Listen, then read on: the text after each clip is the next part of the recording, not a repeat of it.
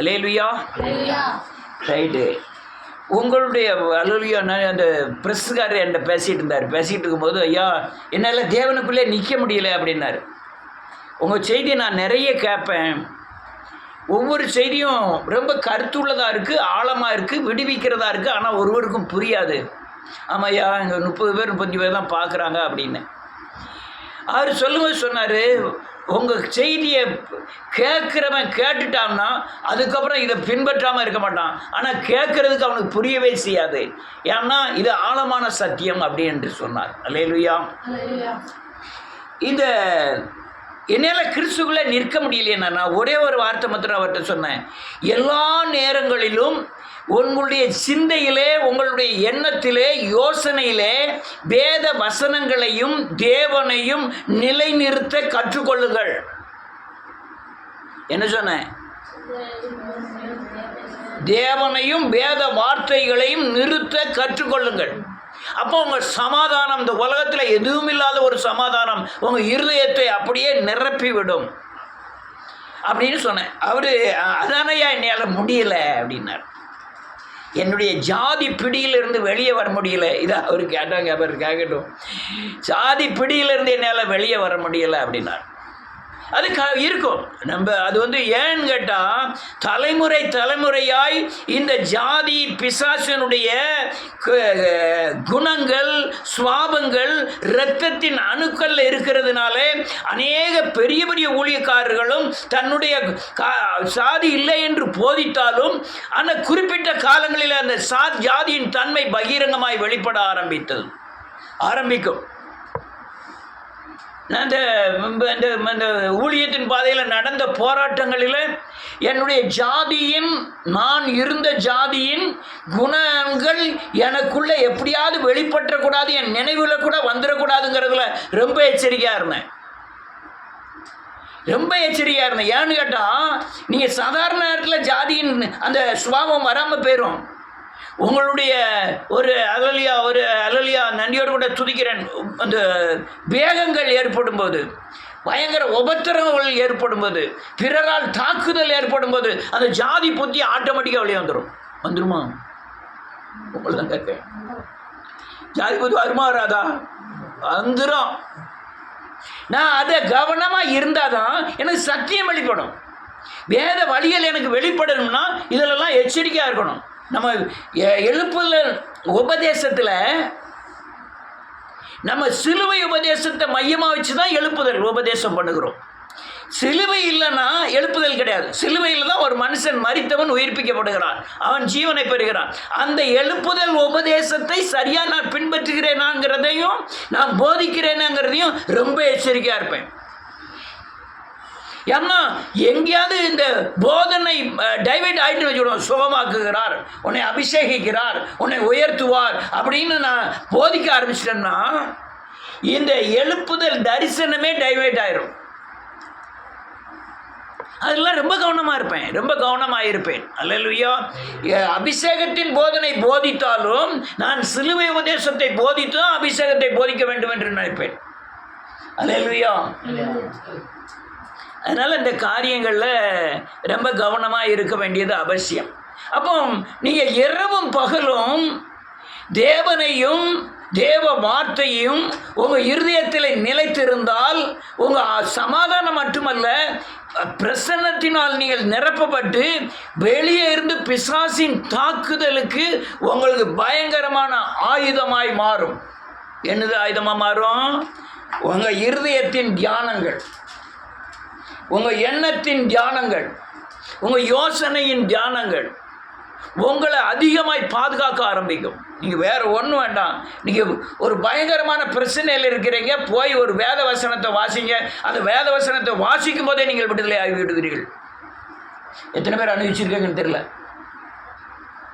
ஒன்றும் வேண்டாம், நீங்கள் போய் மனம் திரும்பி பாவ மன்னிப்பின் நிச்சயத்தை பெற்று நீ தேவனை துதிக்க ஆரம்பிங்க, ஆட்டோமேட்டிக்காக நீங்கள் விடுதலை ஆயிடுவீங்க. நான் அனுபவித்த காரியங்களிலே ஒன்று, ரொம்ப நெருக்கங்கள், தேவைகள், பாடுகள், பிரச்சனையில் அதிகமாக வேத வசனத்தை தியானிக்கும் போது ஆட்டோமேட்டிக்காக விடுதலை ஆயிடுவோம். அல்லேலூயா. ஏனென்றால் ஏன்னா வேதத்தை சாராத எந்த யோசனையும் மாம்சத்துக்குரியது, பிசாசினுடையது. வேதத்தை சார்ந்த எந்த யோசனையும் தேவனுடையது. அல்லேலூயா. வேதத்தை சார்ந்த அல்லது இயேசுவை சார்ந்த அல்லது சிலுவையை சார்ந்த அல்லது வார்த்தையை சார்ந்த எந்த யோசனையும் எண்ணங்களும் தேவனுடையது. அல்லேலூயா. அது பகிரங்கமாய் உங்களை விடுவிச்சிரும், பகிரமாய் விடுவிச்சிரும். அதில் ஆவி இருக்கு, ஜீவன் இருக்கு. அதனால அல்லேலூயா, நன்றியோடு கூட துதிக்கிறேன். உங்க தியானம் தேவனை பற்றியே இருக்கணும். அல்லேலூயா.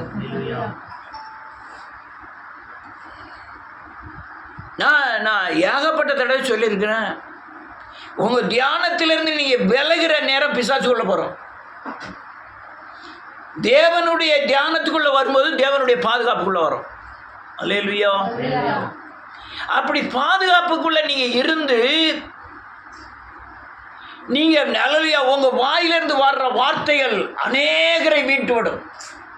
உங்க வாயிலிருந்து வர்ற வார்த்தைகள் கிருபை பொருந்தினதாய், விசுவாசம் உள்ளதாய், அன்பிலே நிலைத்திருக்கிறதாய், விடுவிக்கிற கூர்மையான கருவியாய் உங்க வாயின் வார்த்தையை தேவன் மாற்றுவார். அல்லேலூயா. இருதயத்தின் நிறைவினால், இருதயத்தில் கோபம், பொறாமை, அகந்த, தூஷணம் இதெல்லாம் இருந்ததுன்னா உங்க வாயில என்ன வரும்? அதான் வரும். நீங்க தேவனை தியானித்து உங்க வாயினால பேசுனா என்ன வரும்? அன்பு, சமாதானம், சந்தோஷம் அப்படின்ட்டு வரும். அல்லேலூயா. வாசிப்போம். கடைசி வசனம். ஆமென். ஆமென். ஆமென். வேதம் சொல்லுகிறது, என் இருதயத்தின் தியானத்தினாலே என் வாயின் வார்த்தையின் மூலமாய், அல்லேலூயா, என் வாயின் வார்த்தை உம்முடைய சமூகத்தில் மகிழ்ச்சியாக இருக்கிறது. பிரீதினா மகிழ்ச்சி அல்லது சந்தோஷம். என்ன சொன்னேன்? கொஞ்சம் மாற்றி சொல்லியிருக்கேன். என்ன மாற்றி சொல்லியிருக்கேன்? என் இருதயத்தின் தியானம் இயேசுவை குறித்து இருந்தால் என் வாயின் வார்த்தை தேவனுக்கும் மனுஷருக்கும் சந்தோஷமாகவும் மகிழ்ச்சியாகவும் இருக்கும். அல்லேலூயா. தியானம் என்றால் எல்லாம் சொல்லுங்க. நான் சொல்லி கொடுக்க திரும்பி சொல்லணும். அந்த ஒரு கம்பு இருந்தால் எடுத்து வாங்க முடியும்.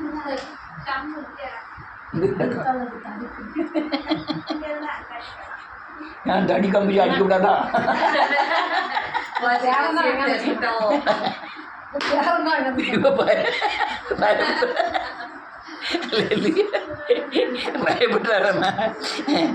மனதை ஒருமுகப்படுத்தி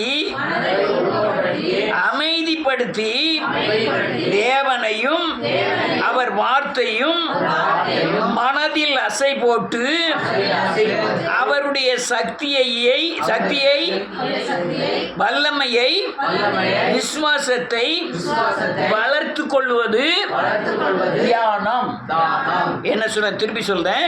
மனதை ஒருமனப்படுத்தி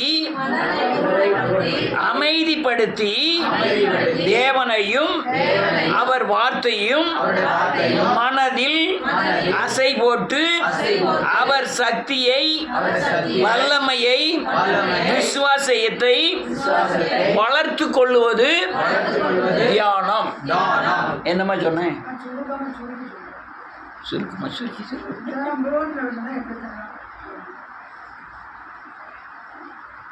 ஒரு கொஸ்டின் ஸ்கூலில் கேட்டானா ஒரு பக்கம் எழுதுதியா?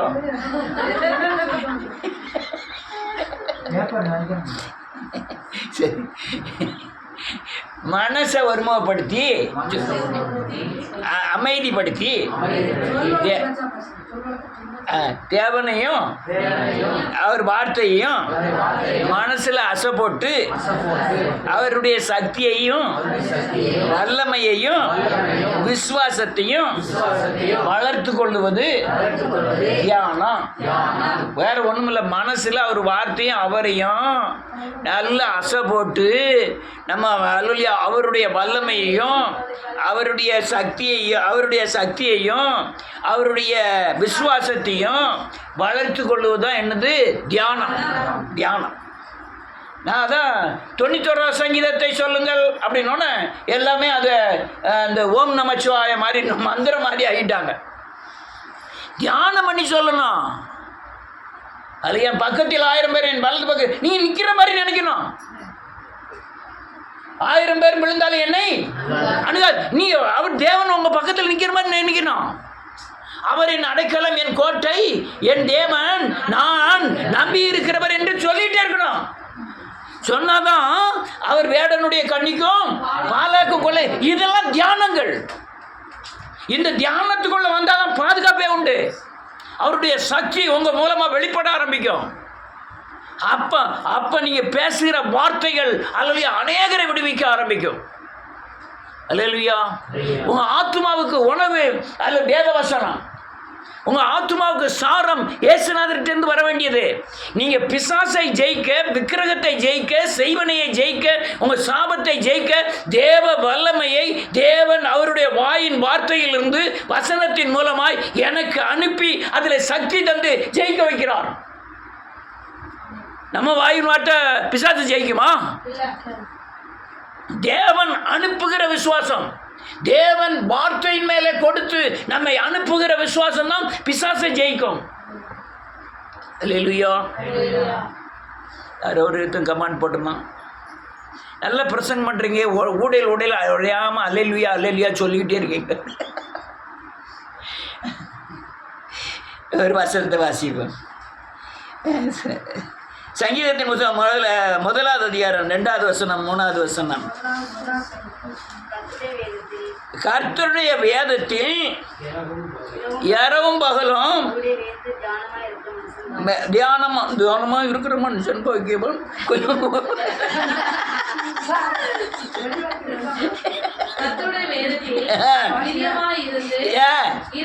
இரவும் பகலும். ஒரு நிமிஷம். கர்த்தருடைய வேதத்தில் தியானமா இருந்து எப்பமா பிரியமா இருந்து எப்பமெல்லாம் இது பண்ணணுமா? என்னது? அப்ப எத்தனை மணி நேரம்? எதை தியானிக்கணுமா? வேதத்தை தியானிக்கணும். இரவும் பகலும் தியானமா. நீ அதை தியானிக்கிறதா அவன் உள்ள வந்துருவான். உள்ள வந்து அவன் என்னத்தை தியானிக்க வைப்பான் தெரியுமா? ஓட்டம் சரில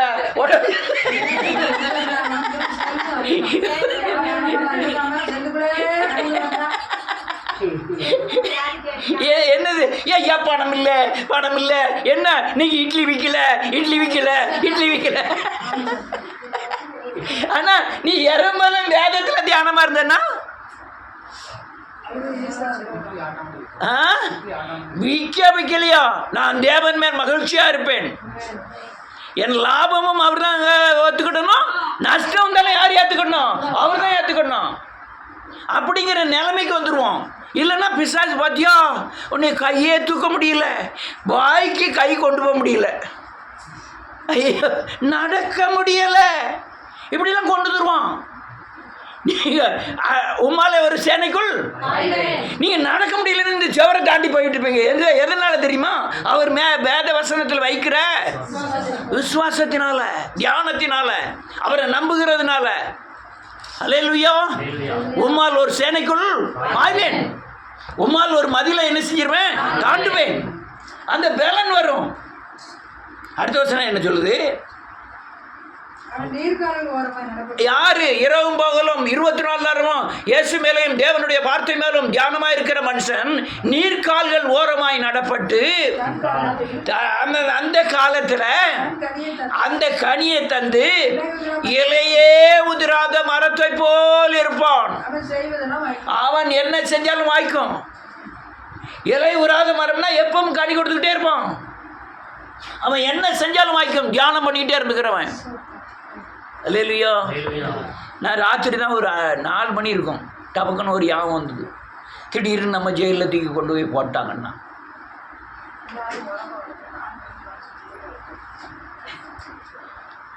ஒரு யோசனை தானே. எல்லாருக்கும் உங்களுக்கு உறக்கம் வந்து என்ன செய்யறமே தெரியாமல் உறங்கிட்டு கிடக்கிய. நமக்கு அப்படி வரமாட்டேன். கேட்டாங்க 4 மணி ஆகிட்டா எழுப்பு வந்துடும், முழித்து வந்துடும். அப்போ தான் எனக்கு ஒரு யோசனை வந்தது. ஜான் பனியனை விசுவாசத்தின் காரணத்துக்காக 14 வருஷம் உள்ள தூக்கி போட்டாங்க. அவர் கேட்டது என்ன தெரியுமா? ஒரு நோட்டு ஒரு பேனா மட்டும்தாங்க ஐயா. இப்போ நம்ம உள்ள போனாலும் நம்ம என்னத்துக்கு கேட்க போகிறோம்? எனக்கு பெரிய சோறு ஊரில் ரொம்ப தர வேண்டாம், இந்த ரேஷன் அரிசி பொங்கி போட்டு அதில் 2 புழுவியாவது தூக்கி தூர போட்டு பொங்குங்க அப்படின்னு தான் சொல்லுவோம். அங்கே காரியெல்லாம் ஒன்றும் எதிர்பார்க்க முடியாது. அல்லையா, என்ன எனக்கு ஒரு பேனா தாங்க, ஒரு பைபிள் தாங்க, ஒரு நோட்டு தாங்க, நான் பாட்டில் எழுதிக்கிட்டே இருப்பேன். அல்லையா, பிரசங்கம் பண்ணதுக்கு ஒருத்தர் முடியாதே. நான் பாட்டில் ஜெயிலில் ஒரு ரூமு கொடுத்துட்டாங்க, அந்த ரூமில் ஒத்தையில் நின்று பிரச்சனை பண்ணிட்டு இருப்பேன். சொல்லிட்டு அப்படியே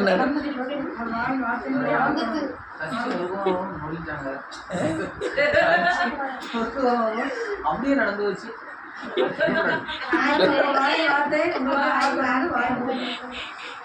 ரைட்டு, அதுக்குள்ள பயம் காட்டுதில்ல. அல்லேலூயா, ரைட்டு ரைட்டு, இயேசுவின் நாமத்தினால அல்லேலூயா. அவன் 14 வருஷம் உள்ள போட்டாங்க. நமக்கு இந்த பிரசங்கம் நான் மட்டும் பிரசங்கம் பண்ணிட்டு இருப்பேன். ஒருத்தர் இல்லைனாலும் நான் படித்த சத்தியத்தை, தேவன் எனக்கு கொடுத்ததை எழுதி வச்சுருக்கதை நான் பாட்டில் ஒத்தையில் இருந்தாலும் கல்லுகளும் அந்த சத்தத்தை என்ன செய்யுமா? கேட்கும். காற்று நம்முடைய சத்தத்தை கொண்டு போகணும்னு அதை சொல்லுது. அல்லேலூயா. நான் சின்ன பிள்ளையா இருக்கும்போது இவ்வளோ மாதிரி ஜெபசினும் கிரேசி இருக்கும்போது ஒரு பெஞ்சை போட்டுக்கிடுவாங்க, பெஞ்சு மேலே கிரேசி நின்றுக்கிடுவாங்க. நான் தான் பாஸ்டர், ஜெபசின் கீழே உட்காந்துக்கிடுவான், இங்கேருந்து மேலே நின்றுக்கிட்டு கம்ப வச்சுட்டு பேசுவான். ஊழியம் செஞ்சு விளையாட்டே ஊழியம் செஞ்சு தான். அல்லேலூயா.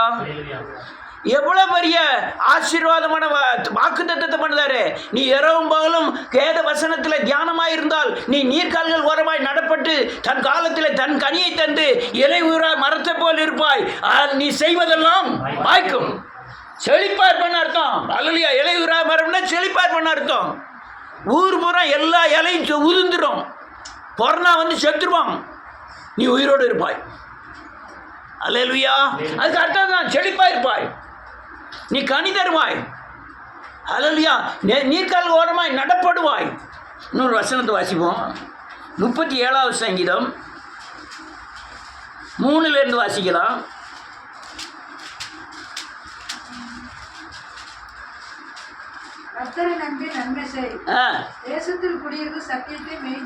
சத்தியத்தை தேசத்தில் குடியிருந்து சத்தியத்தை மேய்ந்து கொள். கர்த்தரிடத்தில் மனமகிழ்ச்சியாயிரு, அருள் செய்வார். ஒப்புவித்து நம்பிக்கையாயிரு, அவர் தான் உன் காரியத்தை பூரா வாய்க்க பண்ணுவார். அவரை நம்பிக்கிட்டு, அல்லேலூயா, அவரை நம்பிக்கிட்டு எல்லா காரியத்தையும் வேற தெளிவாக சொல்லு. இந்த வசனம் எனக்கு ரொம்ப பிடிக்கும். இந்த அதிகாரத்தில் உள்ள இந்த வசனங்கள்லாம் அதிகமாக வாசிச்சிருக்கேன். கர்த்தரை நம்பி நன்மை செய், தேசத்தில் குடியிருந்து நல்ல பழையதை மேய்ந்து கொள். சத்தியத்தை மேய்ந்து கொள்ள என்ன அர்த்தம்? வாசிச்சு வேதவசனத்தை கேட்டு வேதவசனத்தின்படி நடந்து தியானம் பண்ணி இருன்னு அர்த்தம். மேய்ந்துகொள். கர்த்தரிடத்தில் மனமகிழ்ச்சியாயிரு, அவர் உன் இருதயத்தின் வேண்டுதல்களை உனக்கு அருள் செய்வார். உன் வழியை கர்த்தருக்கு ஒப்புவித்து அவர் மேல் நம்பிக்கையாயிரு, அவரே காரியத்தை வாய்க்க செஞ்சுட்டே இருப்பாரு. தியானம் பண்ணு, தேவனை நோக்கி தியானம் பண்ணு. அவர் எவர் சர்வ வல்லமை உள்ளவர் என்பதை தியானம் பண்ணு. அல்லேலூயா. மறித்து அல்லேலூயா.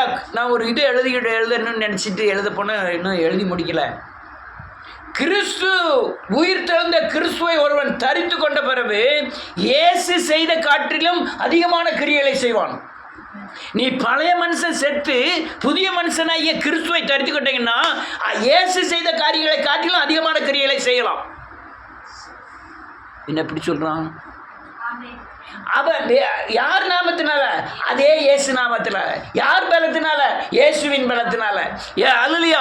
இயேசுவின் நாமத்தை உயர்த்துவதற்காக இயேசு தான் செய்த கிரியைகளை காட்டிலும் நீங்கள் அதிகமாக செய்வீர்கள் என்று சொன்னார். கிறிஸ்துவை தரித்து கொண்டால். அல்லேலூயா.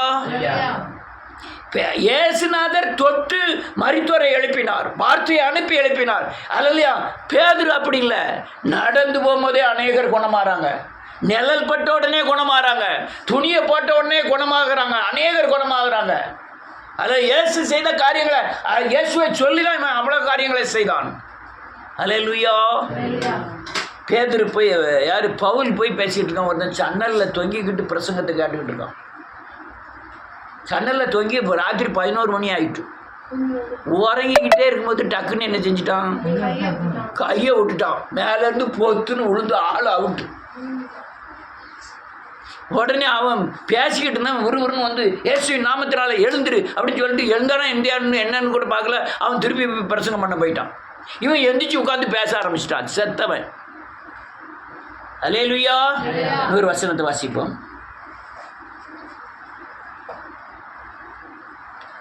43வது அதிகாரம்.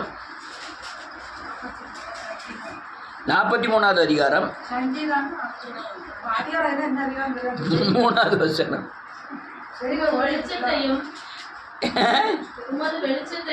உமது வெளிச்சத்தையும் சத்தியத்தையும் அனுப்பியர்களோ நடத்தி ஆமென் ஆமென் ஆமென். 49:3 தானே? சங்கீதம் 49:3. ஞானத்தை பேசும், உணர்வை தியானிக்கும். ஆமென்.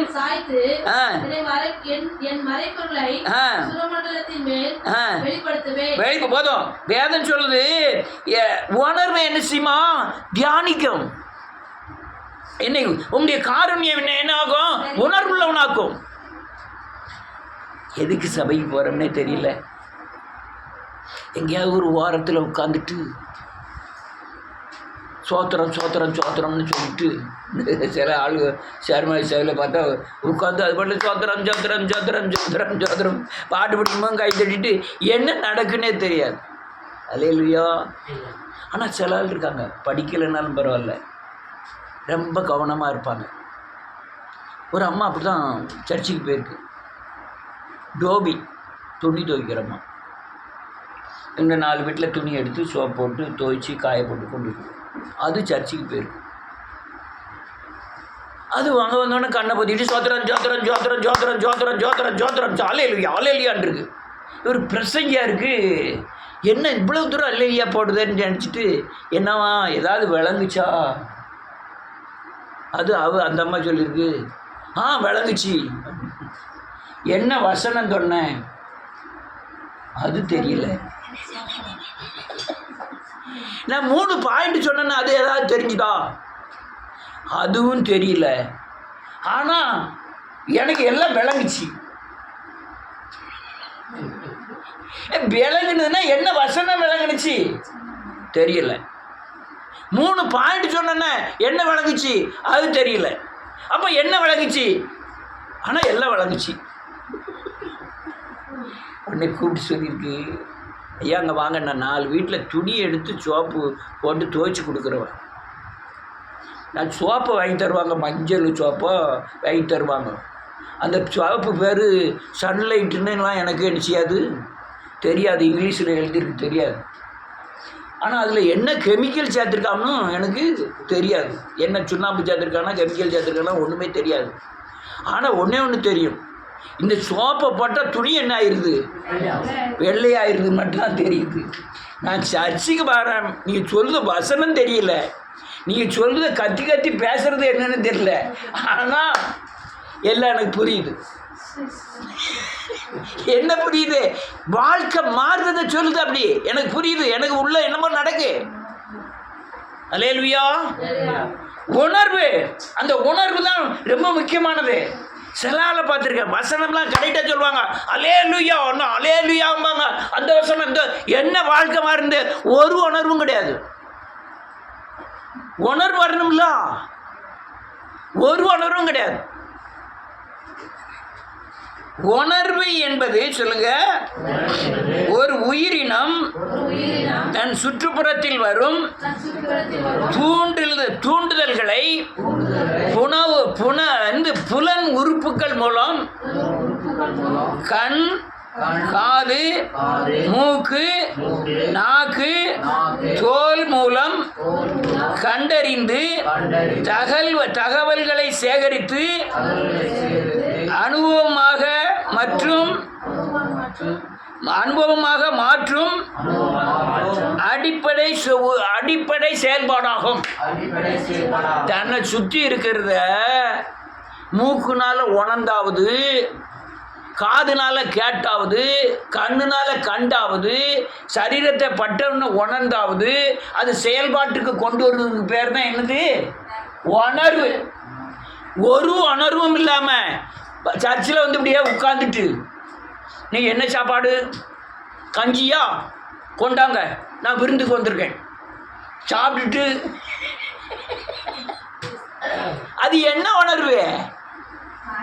நீங்கள் தேவனுக்குள்ளே வந்தீங்கன்னா இன்னைக்கு என்னவா பெற்றிருக்கணும்? உங்களுக்கு ஒரு விசுவாசத்தை பெற்றிருக்கணும், உங்கள் இருதயத்தில் உணர்த்தப்பட்டிருக்கணும், அல்லையா ஒரு காரியங்களில் பலன் அடைஞ்சிருக்கணும், நீங்கள் தேவனை நம்புவதுக்கு உண்டான வாக்கு கிரியல் ஏதாவது உங்களுக்குள்ள நடக்கணும். அந்த ஒரு உணர்வுமே இல்லைன்னா என் ஆத்மா உணர்வை என்ன செய்யுமா? தியானிக்கும். என் ஆத்மா உணர்வை என்ன செய்யும்? நீங்கள் வந்திருக்கேன், கடையத்துலேருந்து வந்திருக்கேன், என்ன கிடைக்கி ஏதாவது ஆண்டவர்கிட்ட நினைச்சா கிடைக்கணுங்களா? அல்லேலூயா. இதுதான் தியானம். தியானத்தினால அல்லேலூயா நன்றியோடு கூட துதிக்கிறேன். தியானிக்கணும். உங்கள் வாயின் வார்த்தையெல்லாம் அப்படியே அல்லேலூயா மகிமை ஒரு விடுதலையாக மாறும். நான் செத்துருவேன், நான் இருக்க மாட்டேன், வீடு இடிஞ்சிரும், நான் நோய்வாய் போயிட்டுருவேன், நான் அநேகருடைய வார்த்தை நான் அப்படி தான் போயிடுவேன், நான் சீக்கிரம் போயிடுவேன், அப்படியே அநேகருடைய வார்த்தை இல்லை. எல்லாவற்றையும் கர்த்தர் பார்த்து கொள்வார். நோய் வந்தாலும் தேவன் முறியடிப்பார். எனக்கு எதிராக இருந்த சத்ருவை கர்த்தர் முறியடிப்பார். என்னை பலப்படுத்துகிற கிறிஸ்துவினால் எல்லாவற்றையும் செய்ய எனக்கு பலன் உண்டு. இது பெற்றிருக்கணும் உள்ள. ஆமென். எங்கே பெற்றிருக்கணும்? ஆலயத்துக்குள்ளே வந்து பெற்றிருக்கணும். அப்படி பெற்றாதான் நீங்கள் தியானம் பண்ண தியானத்தின் உணர்வு உங்களுக்கு கிடைச்சிருக்குன்னு அர்த்தம். ஆலயத்தில் வந்து என்ன கிடைச்சிருக்கு? ஆமென். என்ன கிடைச்சிருக்கு? எல்லாருக்கும் கிடைச்சிருக்கு. இன்னைக்கு என்ன கிடைக்கு? நீங்கள் அங்கேருந்து வரும்போதே இன்னைக்கு ஆண்டவரை சந்திக்க போகிறேன், என் பிரச்சனை தீரப்போது. உங்களுக்கு 1000 பிரச்சனை இருக்கலாம். இன்னைக்கு ஏதோ ஒரு கோணத்தில் தேவன் என் பிரச்சனையை தீர்க்க போகிறாங்கிற உணர்வோடு வரணும். ஆமென்.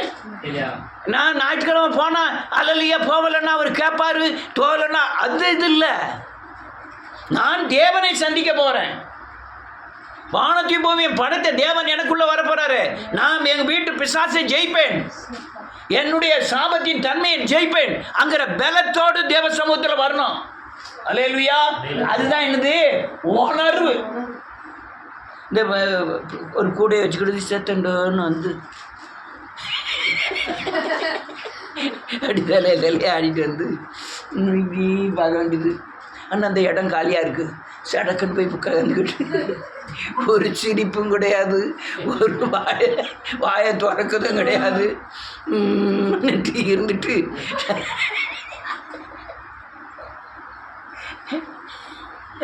அலேலியா அலேலியா அப்படின்னோடனே எல்லாரும் அலேலியா சொல்லும்போது அந்த ஆள் மட்டும் அந்த உணர்வு இல்லாத ஆள்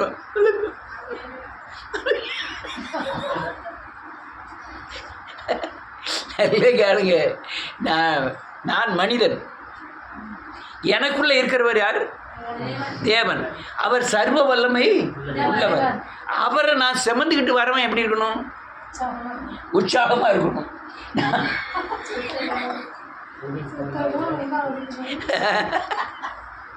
இதெல்லாம் காரியங்கள். அதனால இதெல்லாம் உணர்வை ஏற்படுத்தக்கூடிய காரியங்கள். அல்லேலூயா.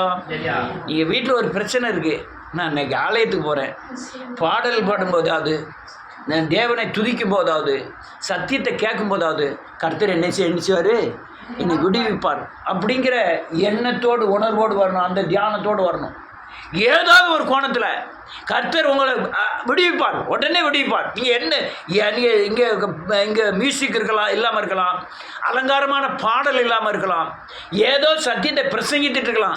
ஆனால் எந்த கோணத்தினாலும் கர்த்தர் உங்களை விடுதலையாக்க வல்லவர். அந்த உணர்வோடு வரணும். அல்லேலூயா. உணர்வை என்ன செய்யணும், தியானிக்கும் என் ஆத்துமா. அதனால் இதெல்லாம் காரியங்கள். திருப்பி அதே வசனத்தை வாசிப்போம், முடிப்போம்.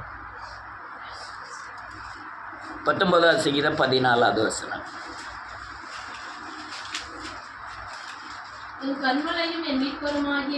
கர்த்தாவே, என் வாயின் வார்த்தைகளும் என் இருதயத்தின் தியானமும் உம்முடைய சமூகத்தில் பிரீதியாயிருப்பதாக. அல்லேலூயா. நான் இப்படி சொன்னேன், அதாவது நன்றியோடு கூட துதிக்கிறேன்.